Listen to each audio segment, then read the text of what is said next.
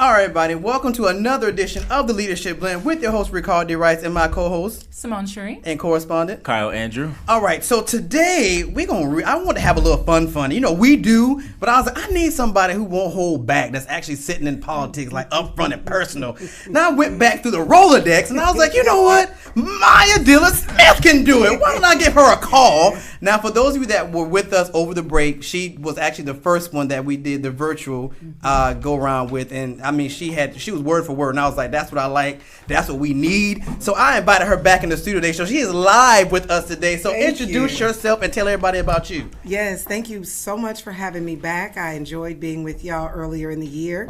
My name is Maya Dillard Smith. I'm a civil rights lawyer. I'm the former head of the ACLU for the great state of Georgia and a recent candidate for United States Senate here in Georgia.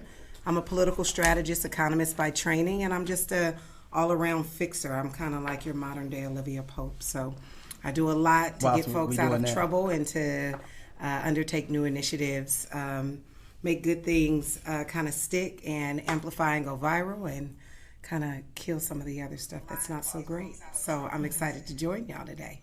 All right, all right, Olivia Pope. We left the white hat somewhere around here because you know I wear it from time to time, but not probably today. All right, Simone, what do we have on the rundown? So we're going to talk about the presidential debate being canceled, and a little bit more about COVID and what that could mean, and kind of how both parties have played this for their respective elections and for their greater messaging about COVID. The vice presidential debate, I don't think we got a good chance to talk about that before, so we'll talk about that a little bit. Talk about the fly on the wall, talk about who you think won, who you do not believe won, and what points you thought were important and what points you thought were missed. And then the confirmation of Judge Amy Coney Barrett, and what that could mean for essentially for the rest of the country and the role that the Supreme Court plays. And I think Maya will be really, really helpful in helping us break that down. And then last but not least, The Social Dilemma, because you watched it, and it's an incredible documentary, and I want us to get a chance to talk about that as well. I just want to say that Maya is just as traumatized as she ain't watched it yet, but just hearing about it is just as traumatized as I was from watching it. I just want to point that out. So I think we should definitely round it out with that for sure. But maybe the vice presidential debate we should start with a little bit. We were very much looking forward to this, at least after the presidential debate. Yeah. We were hoping to really look forward to this debate quite a bit. I mean, when it started, I saw when it started because I was in the car. I was getting ready to do some traveling. I saw when it started, and Kamala had this look on her face like, I'm going to get it. And then, I just went off to do what I was doing, and all I kept hearing about was some fly. Like, the fly has an Instagram, he has a Twitter.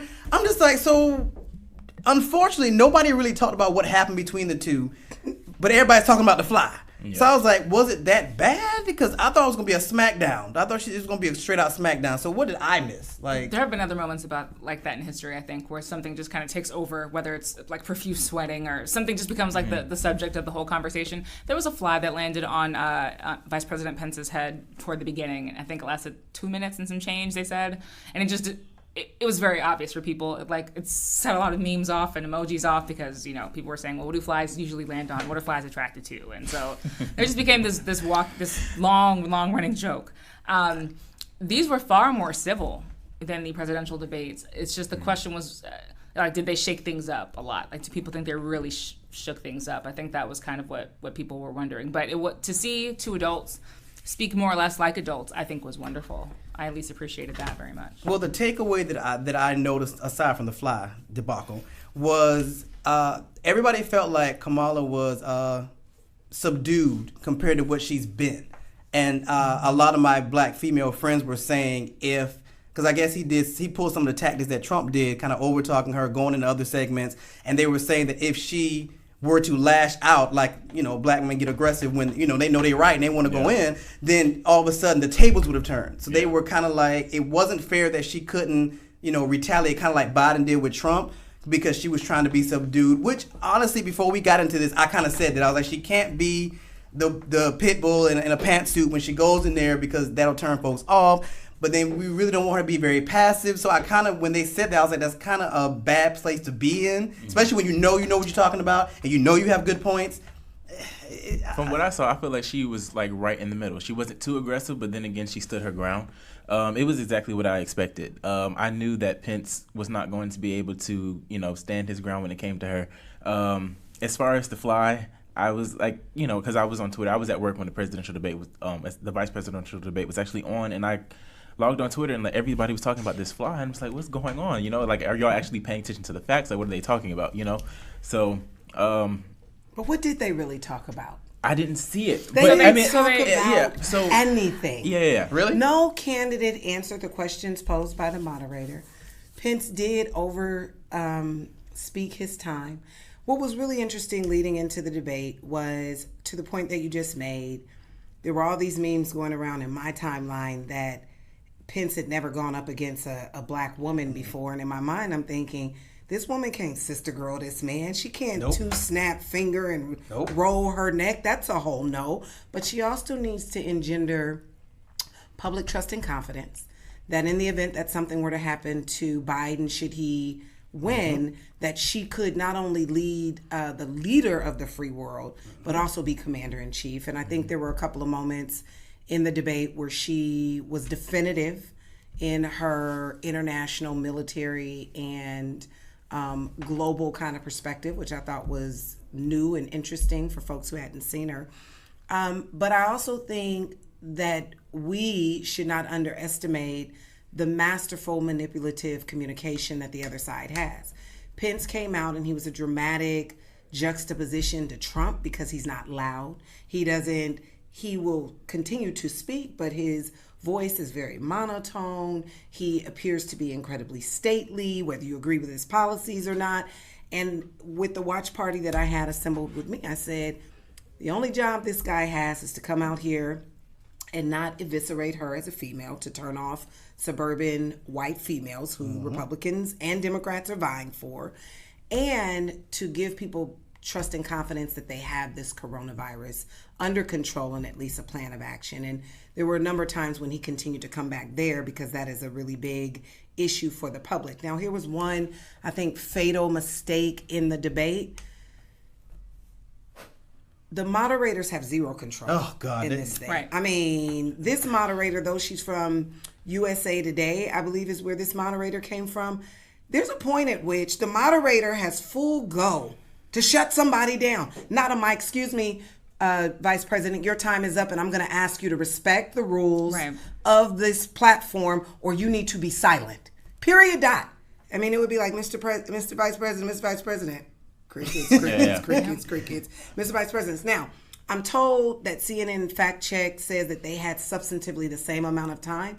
But when you interrupt someone and then they've got to get their footing back to give an answer, there were a number of times that I felt Senator Harris could have been quicker in her responses to engender, let's get to it. And I don't really feel like she delineated what their plan is. If this plan is bad, how's yours better? Because one thing they do agree is whatever their corona plan is, they're substantively the same. So then what they kept saying is, well, it just depends on who you trust to get it done. I mean, what does that do for the undecideds? It didn't move the dial. I think more undecideds went to non-voters after this vice presidential debate than chose a side in it. Because it's for people who are not really political, who don't read the headlines the way we may, even if we're catching the cliff notes in our Twitter and our social media feed, there's just a fair amount of Americans who just are totally turned off. And they're of all income levels, all demographics, all education levels.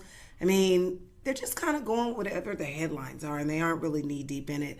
The fatal mistake that I think happened is when Pence was asked a very particular question, and he turns to Kamala and asked her about court packing, and she responds, "What? There is absolutely under no condition in any debate prep that the opponent gets to ask me a MFing thing. That's a whole no. That's a whole no." That was one of those moments where, you know, the I'm speaking moment was, you know, pretty good in terms of being assertive without being disrespectful, but also being really firm. But that was a moment where this should have been, with all due respect, Mr. Vice President, you are not the moderator, and I will not be held to account to answer your questions. I'm answering the questions of this moderator to have a conversation with the American people. It's not about you.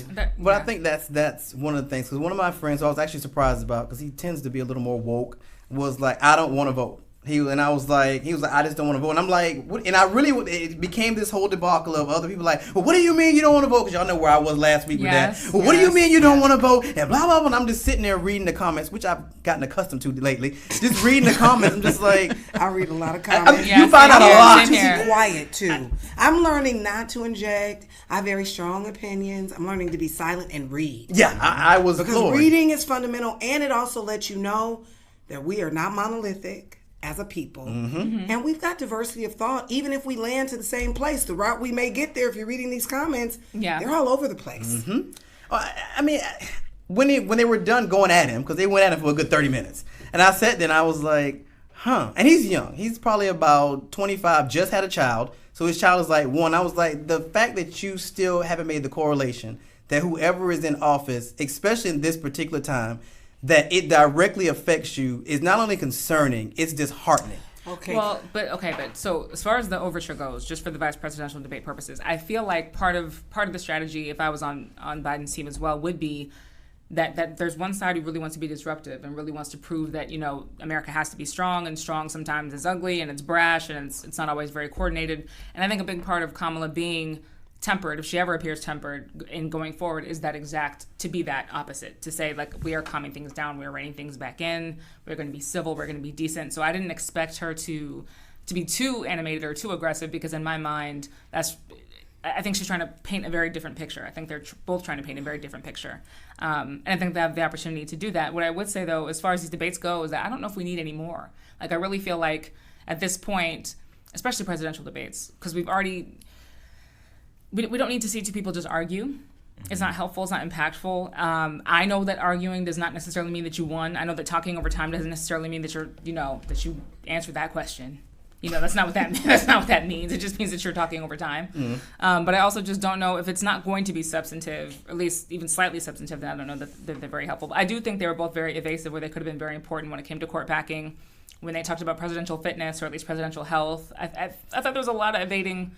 There could have been a lot more clarity, period, I think. I mean, I guess it is a fear. Like, these guys are really old. Like, they're like fastly approaching 80. They're like fastly approaching 80. Like, it is a real thought that if either one of them, pushes up daisies, this other person will actually be running the country. I don't think before we ever had to really think about that part. Now it's like, no, this could really happen. Like, do we really know whether Trump is free of COVID? Do we even know if he really even had it? Right. Like, so that's a real thing. Let's get into that part, because that we have to think about. That's our second idea. So our second point. So now we know the debate's been canceled. You really think it's going to stay canceled? I read this morning that they're going to move it to a virtual. Well, but he doesn't want to do it. They objected to virtual, and I think there's a strategist, I think his name's Larry Clark, who talked about this and just said that Trump likes to physically be in the same capacity with his opponent, and he's that takes away. So he has to be. He feeds off energy, so he has to be in the room with that individual. Why would he want to be in person if he still has COVID, though? Is what I don't understand. Because he doesn't care. What's there not to understand? Because I think what we failed to realize is Trump is a master at communications and earned media. He was able to bolster and kill Hillary because he never had to pay for one ad in 2016, because the dude would just say something on Twitter and you get to commandeer what would otherwise cost you millions of dollars. And how much Trump like $100 million in earned media? Trump wants to be on the spotlight, and virtual doesn't give him the same platform to be his normal animated extra. I don't know that charismatic is the term I'd use, but his charactered self, But I will say this to your point. I'm concerned when we start obliterating debates. Okay, that's happening here locally in the Congressional District 5, where the Georgia Democratic Party appointed a replacement nominee for John Lewis to appear on the November 3rd ballot. That candidate had refused to stand in the special election. That candidate refused to participate in the Atlanta Press Club debate, saying she refused to do so as to not legitimize the Republican challenger, who's a black woman. I can tell you, as a black woman, I believe that black women, regardless of party affiliation, ought to have platform to be heard. As a former candidate myself who watched insider politics deplatform me in many of the critical debates as an illegitimate candidate, that's problematic for candidates of color. And when we believe that we're going to put party politics and party numerology over voter perspective, I think that we really lost our way in a democracy. The purpose of debates is for the public to have an opportunity to weigh two individuals in their platforms. If those individuals want to get up there and act like 70-year-olds in the sandbox, that gives the public the right to say, you know what? I'm not participating in this rabbit show, okay? But then to say we don't want to have the debates because what's the point? I think that is the point. The point is we have two candidates not well liked within their parties, quite frankly, who were not unifying candidates in their parties in this election. This is remnant of 2016, where when I stood in line at the polls, whether you were Republican or Democrat, you were pissed with the candidates that you had. It is becoming the norm. Okay, it is becoming the norm that our calculus as voters is reduced to the least worst of two bad candidates. And as a young person's parent, and I'm only 2 years from not being a technical millennial, I've got a 25-year-old, a 15, and a 13-year-old, they aren't having it. They're saying, you want me to participate in an illegitimate system and choose between two bad candidates because one is least worst? And I always say, what corporation would a board of directors and shareholders would have two bad CEO candidates and say, everybody choose from this, as opposed to going back to the board to get better candidates? Yeah, for sure. And so what we're doing is we're eroding democracy, because when 50% of eligible voters don't even participate, I'm saying before we even do voter registration that says we've registered 1 million new people in Georgia, what about the people that's already been registered, the ones that are being purged, who never go to the polls because we've not given them or inspired them to get there? I can tell you in my own race, I won 3 South Georgia counties outright that Democrats have not been able to win because we have not been talking to people all across the state.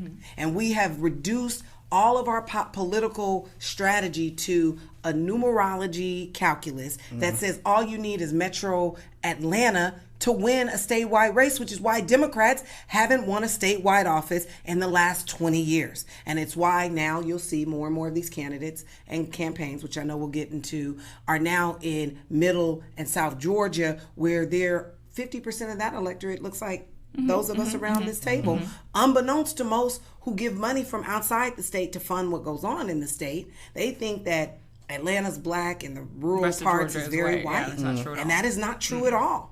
So there's just a lot that is a little quirky and challenging in this in this election, where I really am very much focused on the fairness of the process and procedure. Yeah. Because there's so much that's happening on the right and the left from Republicans and Democrats that have real implications on all of our rights that really raise eyebrows for me to say, this isn't fair. It's kind of like in the Ruth Bader Ginsburg replacement debate. Yeah. Folks are basically saying they should wait until a new administration is decided.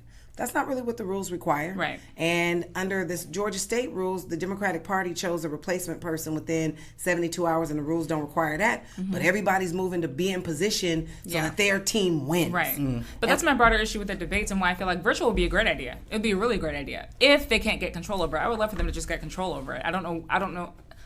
We talked about this before. Like, why can't they just shut the mics off? Like, regardless of whether or not someone speaks, they won't be heard. I don't really believe that it's just fair. I just don't believe it's fair. But I think that's my concern, though. And I said this last time. I was like, I feel like I'm watching Real Housewives of Atlanta president version. If we put Trump, and I really, as silly as it sounds, for those that watched the last episode of Housewives of Atlanta, Nene kept putting the computer down and walking away. I see Trump doing some crap like that, getting mad, putting out a computer and walking away. They're just like... I mean, you can't force him to perform in a debate. That's not the idea. The idea is just that he can't break the rules of the debate. You can sit there and stay quiet the entire time. Yeah, but that does matter, and I think that is substantive, because the emotional piece of this and the pejoratives and the reactions that we get from people, and even the things that he used to say, I mean, I can still replay them back so vividly in 2016. I think it's because I saw the end of my entire ideological career. But I mean, the moments of those debates were so, I mean, they were just wasted. They were wasted by, what jab he had to say or what nickname he had for the next person the next time. And I don't think you can prevent that, but I do think you have to, at very minimum, play by the rules and at least make it fair for everyone. And I am disheartened at the idea that more information will lead to more participation. I don't know if that's true. I don't know if people will sit back and say, wow, this person is incredibly immature, and I'm going to use that and let it inform my vote. I feel like I feel like social media has kind of proven that more information doesn't necessarily need to lead to better decisions. I don't know that it does that. But I also don't know that the debates are meant to change minds either. I mean, maybe there are some people who watch the debates and say, okay, I'm completely confused and I really want to make my mind up. And maybe that is true. But I think generally speaking, especially in a partisan culture like this, hyper-partisan culture, people are speaking to their base in those debates. And they want to make their opponent look incompetent in those debates. And that's the extent of it. So it's not necessarily... They ask policy questions, but I don't know that we've ever heard really substantive policy answers from our current president in these areas anyway. So I feel like the expectation is kind of false. Well, I think that's the weird part. And I said this when Trump got in office. I was like, so him being beyond unconventional, how will that change the way that the public, the average Joe, views the president? You know, at one time we expected, and I think that's the hard part for Biden and Kamala. It's okay, well, we can stand toe, especially Kamala, we can stand toe to toe and go policy to policy. But that's not what the average Joe is really looking at a debate for now. They're looking for it because they want entertainment value. Mm-hmm. They're looking for a catchphrase. Yep. Like the fact that nobody got really anything out of, not nobody, but a lot of people didn't get anything out of it except for the little croaky thing, the fly that he said, whatever it was that Kamala said. That I'm speaking. Like I saw memes for the both of them over anything else. Like so I felt like the average Joe, even though this stuff really affects them more than they think, was really looking for entertainment value. Like, I want to see the next thing Trump is going to say. I will know he's going to tweet when it's over with. I don't know. Like, and moving forward, are we expecting our candidates to be able to stand toe-to-toe and go fact for fact with what policies they want to change? What's not working? How am I going to change it? Is that still the expectation? We know that because we're educated. But for the average Joe who is working 4 or 5 jobs now, currently probably at $9 an hour with 3 kids, trying to decide how they're going to take care of their kids and keep them schooled, do they really want to know about policy, or do they want to be slightly entertained from a president debate? I feel like they do want to know about policies and they do want to see change. However, it's easier for some people to understand politics through the entertainment and through the flies. And if Trump were to do a virtual debate, I don't think that he would shut down his computer and walk away, because that's not presidential at all, even for his supporters. He cares? He doesn't care, but I don't think that his supporters would allow him to do that, and I don't think his team would allow him to do that. I would like to think. I don't know. I would like to think, but I don't know. I'm just seeing all kind of optimism, and I love it. He's so young and perky. No, but you know, it's like, I think our world and our electorate needs more optimism, not hopeless optimism, but certainly practical optimism. And I think to your point and question is, are we in a new norm? And I've always said consistently since 2016, and Trump ushered in a whole new way of doing business, the way that politics and campaigns have traditionally been won have been blown wide open, because we will never go back to the way that things were, because he has pushed the needle and dial so far, and we don't teach civics education in the school anymore in any meaningful way that anybody understands what the power of any of these. I mean, I listen to these politicians, even the ones we'll get into, and they're like, on day one I'm going to do it. I'm like, you lie, because that's not even your power. And you need 50 other people to agree with you. So tell me you're going to introduce a piece of model legislation, put it on your website, let me read it and see if it, and then we can go from there. But I would much rather that all of the elected officials and the candidates have really honest conversations about what they can do and what they will do, and that we don't promise the sun, the moon, and the stars. I've consistently said that Joe Biden's been in the U.S. Senate for 47 years. He was one of the youngest people elected at his time 50 years ago. Let me tell you what's happened in 50 years. 50 years we done had the Black Panther Party for self-defense, which was designed to combat police brutality. 50 years ago. We got affordable housing crisis that ushered in public housing projects 50 years ago. So we're essentially watching 50 years, very little progress, except we've got all these technological devices. Many of us have degrees, but we're saturated with debt. Black wealth is no better off, even though you got all these black men and women with these degrees, because I got $300,000 in debt, okay? My earning potential is pretty significant, but the reality is the dial for black people has not moved, and it hasn't moved because politicians and the electorate do the same thing every 4 years. Let me get your vote. And I'm going to get your vote. I'm going to tell you I'm doing the sun, the moon, and the stars for you. Then I'm going to go for the next 4 years, do whatever I want to do. Then I'm going to come back and say, but I'm better than this joker over here who's not much better than you. And then we all and I'm feel not like, done, and let me continue. Come on. I'm just getting. So can we talk about political advertising for that reason too? Because political ads, and I just, my skin just crawls at political ads. It's I think it's so hard. And one of my first jobs was working for the state GOP, or interning for the RNC. And I feel like when you understand politics and partisan politics, I mean, there's people who still argue to this day, who are part of politics about how the hell do we let the Democrats get the blue? Like that used to be one of the first things. One of the first conversations I had with my boss was like, we should never let them get blue. They should have fought harder to be blue, because blue is the color of calm. And so like I think you understand that it's about emotion. It's about evoking emotion.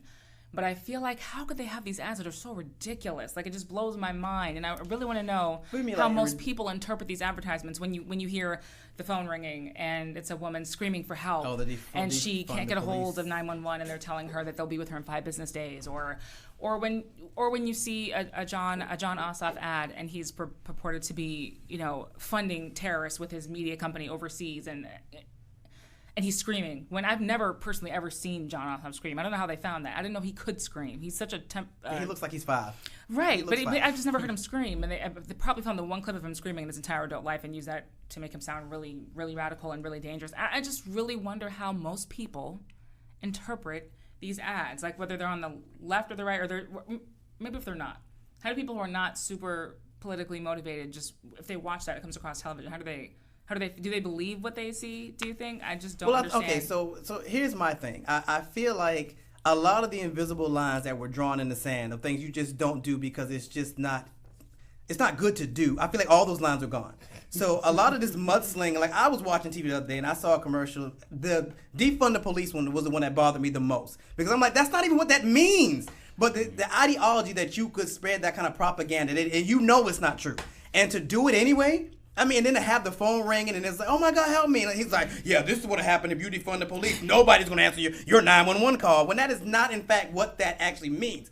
But then I also blame the other side, because if they're going to take this route, then if this is the commercial you're going to do, we're going to do a versus commercial that says, no. We're going to show that same commercial. Somebody's going to answer the phone and say, you know what? This is what we're going to do. But we're not going to send the police. We're going to send the police and some mental people, because we hear what you're saying. We're going to send the police and some mental people to help you deal with your brother so he won't get shot, or something to that extent. Like, it can't be, I throw this, you throw that. No, you can throw this, but I'm going to counter with something that'll come right behind what you're throwing. Because outside of that, everybody's kind of fear-mongering. Everybody kind of planting these seeds that are going to grow. Hopefully, and by the time we get to election, you'll vote for me. It's absolutely lascivious. I can't believe we've gotten here. And I'm with you. It's cringing when I watch these commercials. I'm just like, wow. I know that defunding the police doesn't mean that, but does the average Joe know that? No. No. And I think one of the interesting things is I watch political ads all over the country. So I was just up in Savannah. Savannah gets as much airtime for South Carolina races, because they're so close to South Carolina, as they do for Georgia. And so the political ads are interesting geographically. They're interesting all over the place. I find the defund the police one to be the most hilarious one for me. It reminds me, look.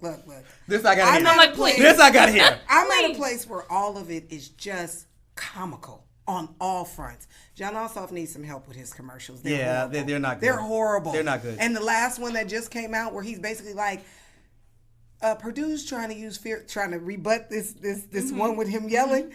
He's just trying to divide us. Of course, I believe we should not defund the police. Of course. So he's backpedaling. That's going to be really interesting to see how people respond substantively to that. But my point is, when it says the Victory Fund is paying for it, or the DSCC, or the RNCC, none of the public knows what those things are. Nope. The DSCC, the DCCC, is the Democratic Congressional Coordinating Committee. They're basically the PAC for congressional races by the DNC. The Republicans have their own. I mean, like, it's a mess. But the defund the police one is the most comical one, because it's nostalgic for so many of us. I've fallen and I can't get up. It kind of has that reminiscent feel. And I'm always about keeping score about who's got the best commercials, whether they ideologically align with me or not, okay? That one's really good, because I live in a community that is largely Black homeowners. and they don't believe nothing about defund the police. They don't want to hear nothing about defund the police Yeah, of course. because they don't want Pookie and them kicking their door in. And when they do, they want 5012 to come. Yeah. Do you hear me? Yeah. And I'm talking about our peers. Yeah. Like, I'm in my 5-bedroom house over here, but I do not. And there's plenty of black people in law enforcement as well who have law enforcement. Who are in their not family. playing those Yeah. games. Now, here's the deal. To your point about defund the police, where are the Democrats to rebut that narrative? Yeah. Because we successfully defunded the police is not what it was called. It was called realignment, criminal justice realignment in California under Prop 47 6 years ago. We took money from Department of Corrections and law enforcement and realigned it to the local level for community policing, community rehabilitation, and community reentry. It's doable, right? But who let these narratives get and just run with them? It's so Defund the easy. police, defund the police. Realignment is something, that's what we're really talking about, right? But these little nuance, to your point about, is it really better to have more information in the era of social media? Because then you have to suss out what information is right, accurate, fact-based, data-driven versus the poppycock, which is emotionally driven. And if you know anything about marketing, regardless of who you're marketing to, it's all psychological. Yep. What are the triggers yeah. that make me feel a way, and is it emotionally evocative? I haven't seen yet one Democratic commercial that speaks to me in this round. Warnock just released Reverend Warnock's running for U.S. Senate in the jungle primary on the Democratic ticket in the race with Kelly Loeffler, and he just unveiled this series of commercials that are like me, nobody like me. There's not a single black woman in many of the last 3 of Reverend Warnock's commercials. It makes me wonder, do you think you already have black women in the bag? Are black women not like you in Georgia? And this is no dig, but this is my objective political strategist hat saying that's a failed opportunity because I'm a black woman and I see myself erased from your narrative, but I see a lot of white women, see a lot of white men. Are we saying that we got the black vote in the bag or not? So there's just a lot that can be taken away from these commercials. None of them, for me, have had the level of emotional. They haven't been emotionally evocative enough that say, God, this person's for me. And I keep my advice to folks after having run is, and I felt like Kamala spent way too much on this in the debate, was saying what the other side was doing wrong and why, basically saying you're bad. That's cool. You already got me on that in the first 5 minutes, but what you gonna do? Yeah. What is the difference? And I don't feel like anyone is speaking about what they're going to do differently. Yeah. It is, let me go after my opponent and beat them down, but I'm like, that's cool, but you still haven't given me the why I should vote for you. So we had an earlier part of this discussion. It's a no for me, for Trump or Biden at this point. It's a full-on no. And then people say, oh my God, how do you mean you're not voting? Well, why does a no vote for Trump or Biden mean that I'm not voting? And why do people make that assumption? Yeah. And then why do we blame people who say both of them are bad? Let me tell you what I can't reconcile. I can't reconcile the 1994 crime bill. Biden on every day of the week. Every day of the week, you're accountable. You can't on the one hand say, I was just one person and I had to galvanize everybody else. Ain't that true for the president too? I'm still holding him accountable for the things that happened under his watch. And you can't get the credit for the 1994 crime bill as you have for the last 20 years. And then when the consequences become well known, then you pass the buck and say, oh, this is not about me. There's nothing that has been redemptive. There's been no restoration, as far as I'm concerned, from this ticket about either of their problems on justice. And I know their records incredibly well. So for me, I can't be like the same people, many of us point our fingers at the other side and say, how could you support Trump? Don't you know that's against your best interest? Then I got to ask all the black people voting for Biden who care about justice reform, ain't that against your best interest?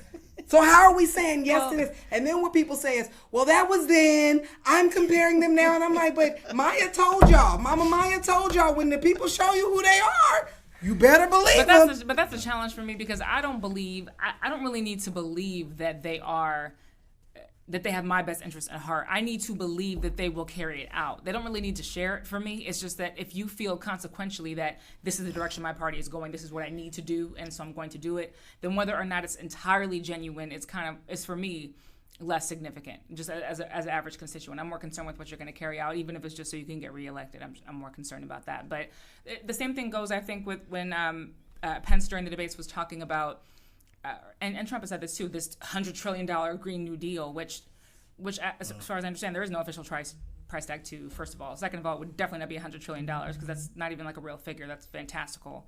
And third, Biden has also spoke out against the Green New Deal on several occasions and has not said that, yes, I'm a real proponent of this.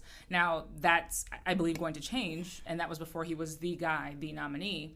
But just the fact that even came up, and that was something that he was supposed to respond to when he was not on the liberal side of that candidate slate whatsoever as far as presidential candidates go.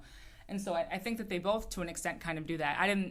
When I watch these ads, just going back to ads, I see very clear plays to one thing or the other. And I'm not convinced that Warnock doesn't believe that he has the black female vote in the bag. And that wouldn't surprise me at all. And I think that just logistically, that's one of the oldest rules in the book, is that you don't waste time with what's given. You don't waste time on your guarantees. And I think in terms of our voting, I think that black people have been, and black women have been quite predictable.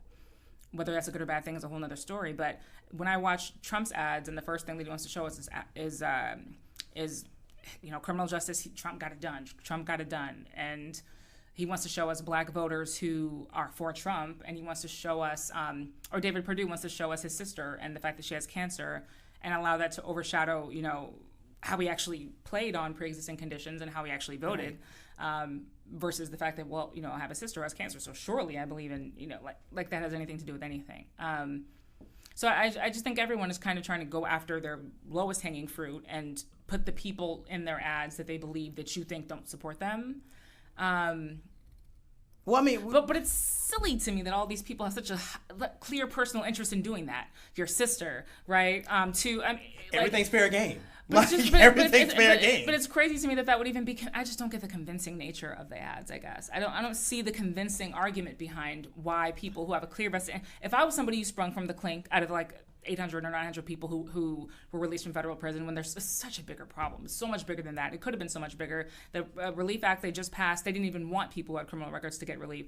There's so many justice problems, not just preceding Trump's administration, but with his actual ethos. And if I was somebody he sprung, then I would probably say, oh yeah, vote for President Trump. But that doesn't mean that he's I guess to me it's just, these are low-hanging fruits. These are low, overripe hanging fruit. This doesn't prove anything. Well, it's ideology. It's like when I cringe when people say, well, when we talk about stimulus, a Trump check. Because the average Joe that doesn't know any better, well, Trump got me that check. That's not really how that worked. But because people have named it that, and as far as we go with Warnock, I didn't even know he was in the race. He just kind of had commercials just show up out of nowhere. I'm like, who is he? And then I went and did some research and found out who he was. But like you said, there's nothing in his commercial that speaks anything to me. I just see him walking through the grocery store. Well, when I was a kid, I got, he tells this story, which lady's like, well, that kid was me. I'm sorry. Most people don't even do their own grocery shopping thanks to Instacart and Shipt. So what does that really mean? Come on, Ricardo? I'm just saying, I've seen a couple of his commercials until mine. I'm like, what are you really saying to me right now? Like, I don't understand what you're saying. Oh, I was a small kid from wherever he's from, and he's in the hood looking area, and he's walking in front of the house, and I'm just like, are we really doing this? Are we really doing it? And like I said, when it came to that race, I thought, because I had read the articles, that it was really just like four of them in that race. Him, Kelly, the other guy they were trying to get to things. These ads are expensive. But I didn't realize, and you told me this morning, I thought when I read the article that from Ballotpedia, they were like, it's like 12 of them. Mine just told me this morning it's like 20 something. And I'm just like, y'all made it seem so simple. Everybody was like, well, everybody else needs to drop out so that Warnock can go up against Kelly. And it's like, it's not even that simple. There are like 15 other people in this race. So I don't understand. And to your point about ads and stuff, what are we really trying to convey when we do these ads? Because people like Ossoff and Perdue are throwing mud at each other, and then other ones like Warnock are just kind of walking through supermarkets talking about they got caught for shoplifting when they were kids. What is the objective with these ads? Are we trying to say that I have the best policy? Are we trying to say that you should vote for me because I'm from your hood? What are we saying in these ads at this point? I think these are character ads for sure. I think that the point of an ad for me would be to make me look better than my opponent.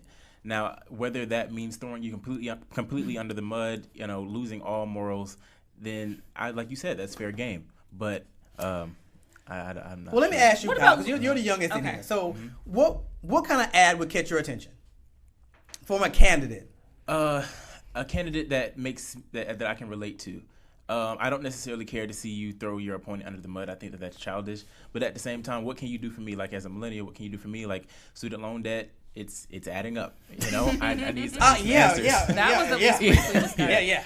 What about the Lucy Macbeth ads? Like I've seen one of her ads really recently that I really liked. Oh, I haven't seen it. And I think she was visiting her son's grave in the ad, but she was essentially trying to say, don't talk to me about being the victim of crime. I get it. Like there's not this sort of straight line down the middle between being pro-justice reform and quote-unquote letting all the criminals out as they try to demonize it or to paint it, or being, you know, all about law and order and infringing on people's civil rights and, you know, and committing murder in cold blood. She was essentially, I think she did a good job of drawing that distinction and saying you could, first of all, most people who do commit crimes have been victims of crimes. But I also think she did a really good job of putting that forward. But I think it's a harder argument when you are trying to convey nuance. So to the extent that somebody could even hear the word defund the police and immediately get you know, hysterical about it.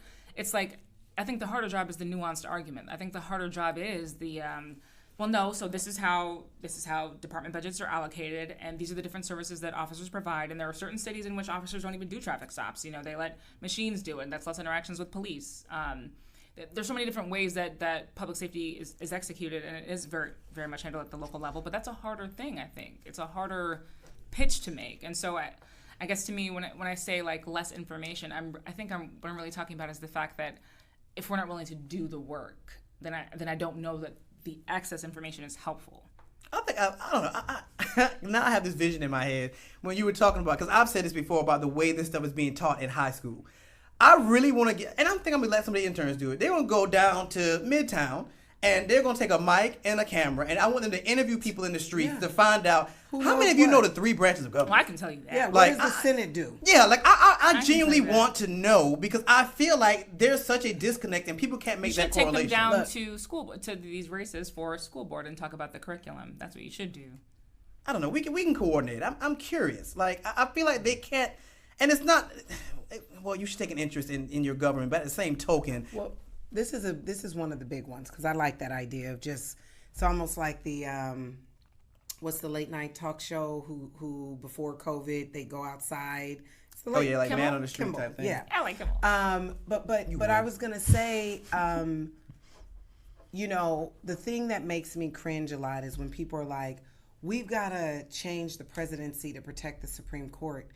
And as somebody who knows the powers of the Constitution, every time I hear that, I'm like, so y'all do realize, once Obama lost the Senate, in year 2, he ain't got near another judge through.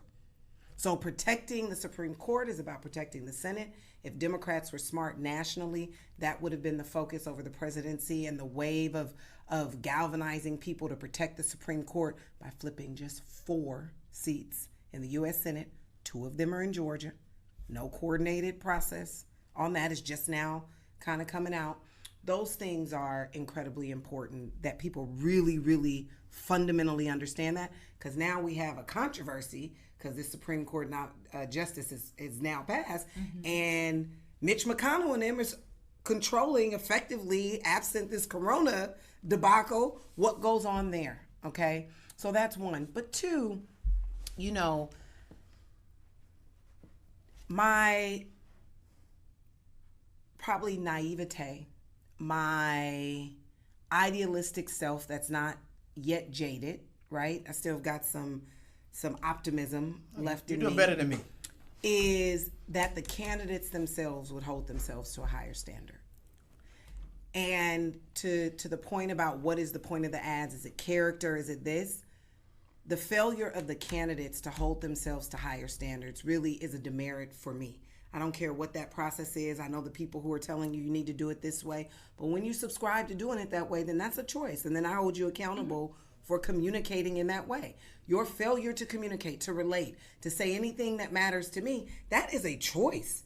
You got in the room with your consultants and the people, and you read the script, and you thought that was okay.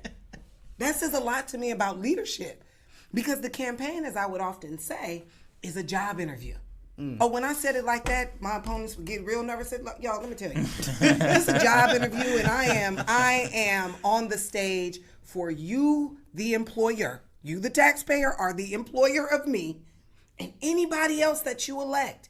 And so I want to demonstrate to you how you hold people accountable. First, you realize the power is with you. You are not in the presence of a celebrity. This person works for you. Literally. What you need to do is walk up to him and say, I'll write your check. I ain't heard from you in a while. What you doing? Give me the rundown. I like What's it. the update? There's a different way we as voters have to orient with the electeds to hold them accountable, and then to say, that little video, that was all bad and I didn't really like it. But then we have short memories.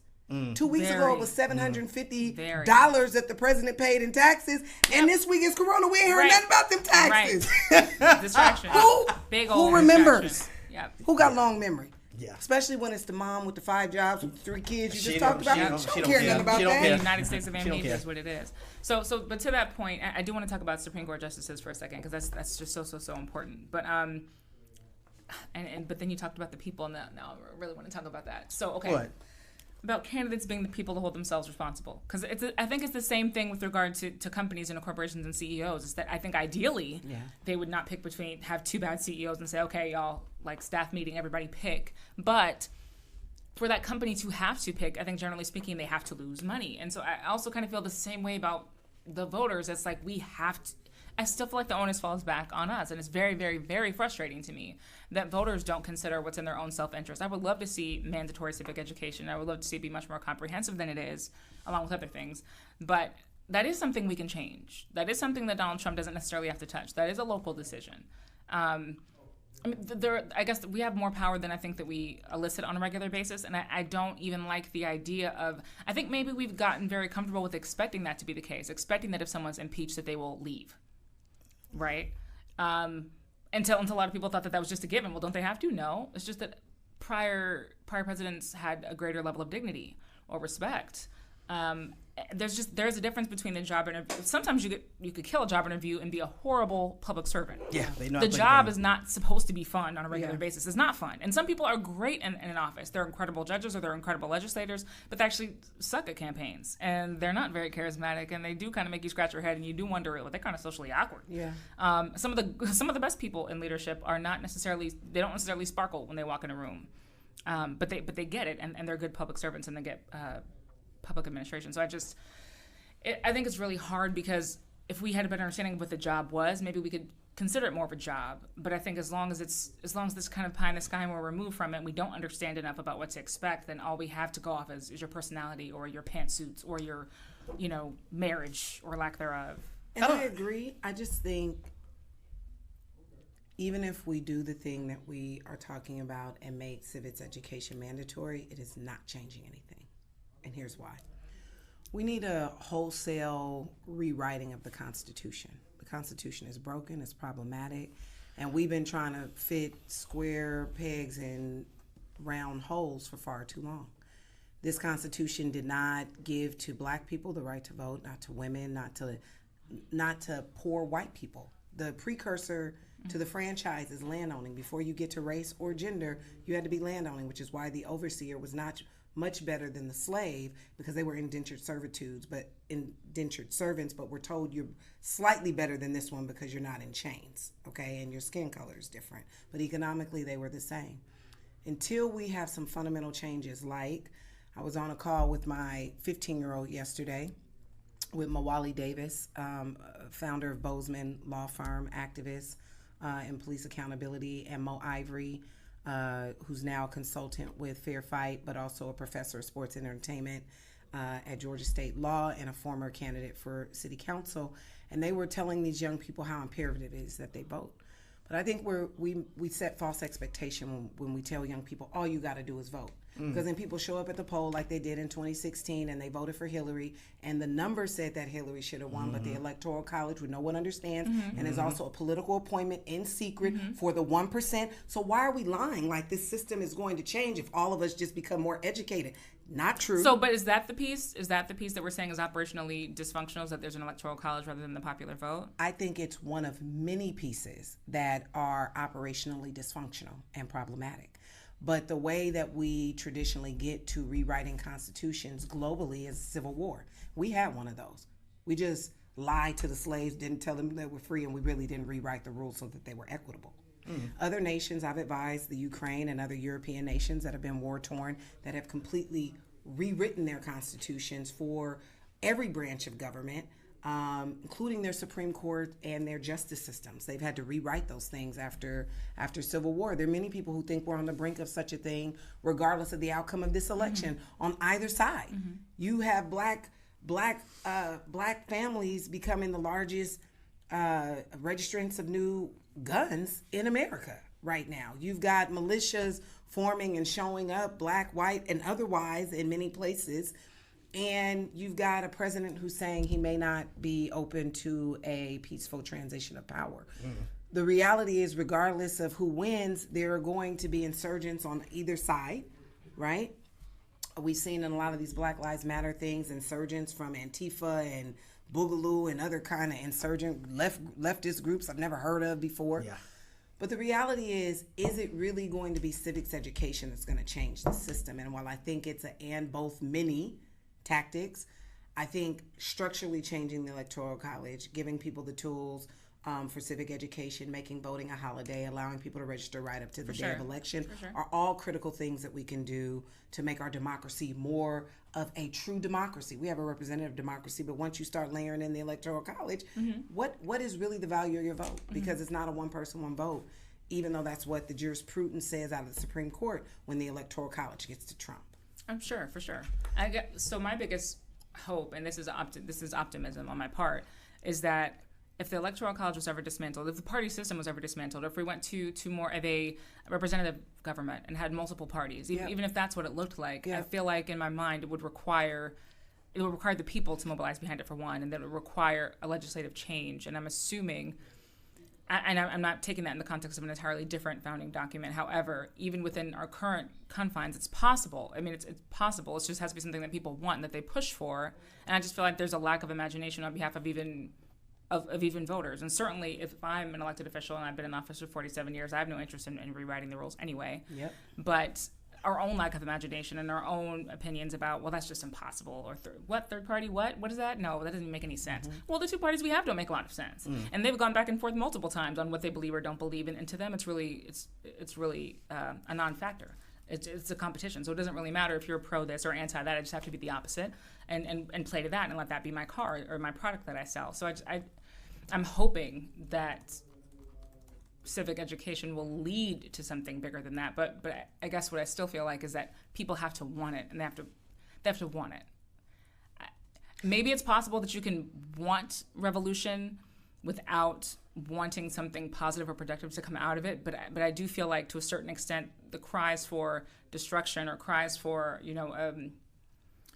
not necessarily civil war per se, but just cries for change, especially in this climate on the far right and the far left, are not necessarily cries for a fix. They're just cries for a tear down, and like that's legitimate, and that's something people put a lot of energy behind. I think that's really the underbelly of Trump's whole campaign. But isn't the purpose of the protests that we have been observing really about people saying the system is broken, you have not fixed it, we're demanding a fix, but not really knowing the tools through which to bring about that change? I think to a certain extent, yes. Go to the street to express their frustration. They want change. But even like Black Lives Matter, because I separate the slogan, which lots of people agree with, and the political platform, which many people have not even read and don't even know what it says. Okay, it's been a subject of a lot of controversy, especially within the last couple of months. They had to remove that thing about disrupting the traditional nuclear family, and black folks were like, "Oh, what? What you talking about? We don't need no more daddies in the house with the kids. So what are we saying here?" And there are nuances to that for lots of different reasons, right? But I'm of a mindset. You talk about 2016, if I heard you correctly, being the obliteration of your then political ideology, right? My career. I was a fundraiser. I have that was the end of been a lifelong Democrat. But the Democrats don't represent me as a black woman. They don't represent me as a black single mom. They don't represent me as someone who's not part of the 1%. They are not dissimilar from the Republicans as being oligarchs. I know the Pelosi's and the Feinsteins well, and their husbands are gazillionaires, Republicans. Let's be clear, from the bastion of the progressive birthplace and home of the San Franciscos, right? And I know that white progressives often mean black liberation fighters, nothing good, because what is seen as revolutionary is an affront to their whiteness, Okay? They're not dissimilar from conservatives in that regard. The problem for me is this presumption that something is just going to change with one fix. I don't believe that. No, I agree. What I fully believe, I could pull out right now, 3 months after I got to Georgia, 6 years ago, I wrote a strategy. It was a 7-year strategy through 2022.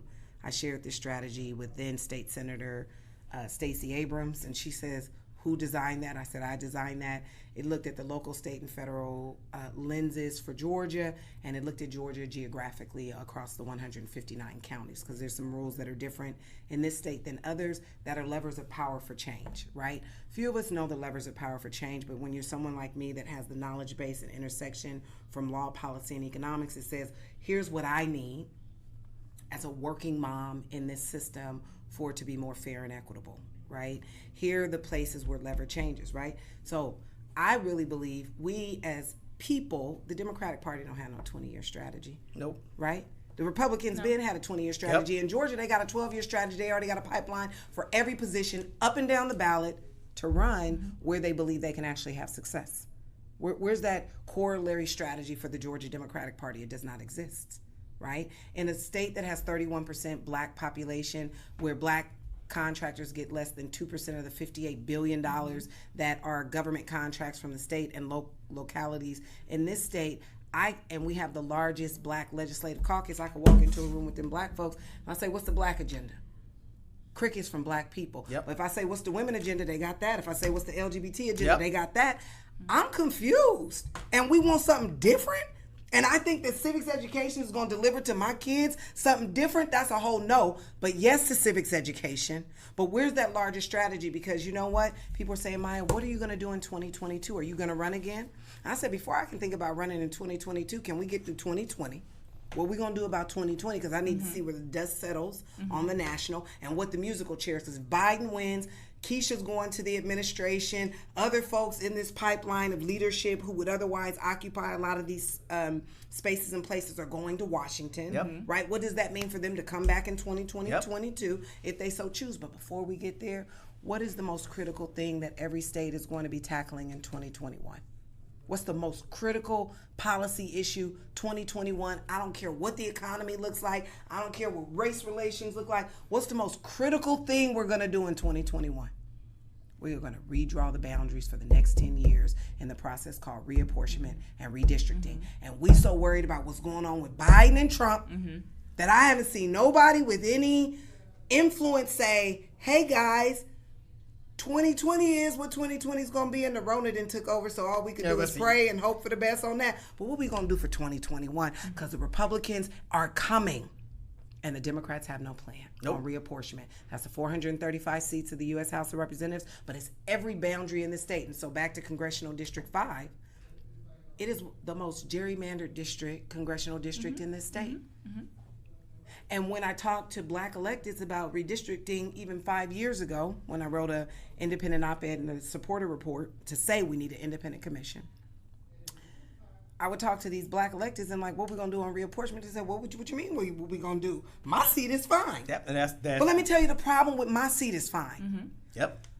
Congressional District 5 is going to get packed with more black folks. There'll be fewer black folks in Congressional District 7 and Congressional District 12. So you know what that means? Our consolidation of power as black people is in one district. And then you wonder why you can't get nothing done at the state level or the federal level, because we occupy space and then say, I'm fine. Well, what about, it's not about you. What about your voters? And this is why I think the calculus has to not be about the incumbent or the party. It has to be what's in the best interest of the voter. And as a constituent, I'm always saying, so you protected, but you ain't worried about whether I'm protected as the voter. It's a problem.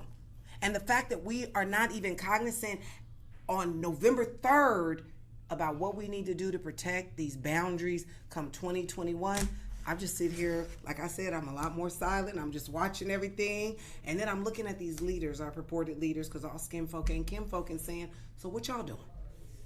Because I can't keep pointing my finger at the other side, the Republicans who I don't expect to do nothing for me anyway. Exactly. And then when I ask you, what are you doing for me? You're like, well, you must be with them. Nah, bruh. And no, you're not going to dismiss me as being a Republican because I have questions about Democrats and their failure to deliver to black people anything sweeping since the 1960s, except the 1994 crime bill. And then you mad when people say, well, I got that Trump check? Because let me tell you, the young black folks in my family and my network, they're crediting Trump with giving them an actual check they didn't get from nobody else. Because in the mortgage meltdown, ain't nobody gave nobody no check. Now, whether I agree with their calculus or not, I keep telling folks, brace for a 20% black vote for Trump on November 3rd. Because young black folks who got $20,000 in their accounts because they're barbers and cosmetologists and their businesses were going under, in my own network, praise this guy. And while look, it's not for me to understand, it's for me to receive and say there are demographics that look like me, who are younger than me, who are with a particular culture, who you may think are with Democrats, who are going to be with Biden on this one. I mean, we're going to be with Trump on this one. And it may not make sense, but then you got to ask yourself, if they struggling, they couldn't get to work, and they feel like Trump put them back to work when everybody else was saying you couldn't, then what do you do with that? We're closing in on time. We have so much more we need to go. This is why I didn't want to invite Maya, because I knew when she got here, she was going to do it, and I was going to go for 2 hours, and you're not going to make me do this, Maya. You're not going to make me. Well, now we need to get some finals, and then we can maybe we can. Well, this has been good as always, so thank you for having me. All right, so final thought. I'll start with you. Yeah. 30 seconds. 30 seconds. I think it's up for grabs. I'm concerned when everybody's relying on 10-point polls that say Biden's up, because that's what they said about Hillary. Yep. And then everybody for 2 weeks was in tears, walking around like zombies, like, how did this happen? I would like us to be a lot more cautious and conscientious. I'd also like us collectively to stop blaming people who are saying these are not my candidates and then blaming them for the outcome. It is the burden of the candidates to earn people's votes. So when people say I'm not voting for you, it's because the candidates or the parties that support them have not done their job in communicating to voters why they are the better choice. Stop the blame game, do your job. Those are my thoughts. It made me sick. Kyle, final thought. I have thoroughly enjoyed you. Like, they have been raving about you for 2 weeks. Oh, thank you. Yeah. At this point, I feel like everybody knows who they're going to vote for. But if you are still undecided, all I can say, I can't tell you who to vote for, but just exercise your right. Yes. That's all I can say. Yes. So that's me. Simone? No. What does that even mean? I have too many. I have way too many. She's like, I'm going to go over 30 seconds. Next time. I can't. Special thanks to this one over here. I can't even. Thank you. You got to come back. I got to bring you back. Like, it's phenomenal. I don't know. Like, at this point, the Democrats got to step their game up. Like, point blank, period. If you really want these votes, you got to earn. You got to talk to people you've never talked to. You got to go in communities you've never been in. You got to knock on doors you were scared to knock on to really get this thing done. If not, we're going to be in trouble, because we already are in trouble. But it's going to be worse. And I'm kind of scared of when people go to vote, all the other stuff that's going to be on the ballot, they know nothing about because nobody talked about. Yeah. And this is going to just fly on through because nobody said anything about it, so I'm just going to vote just because I can.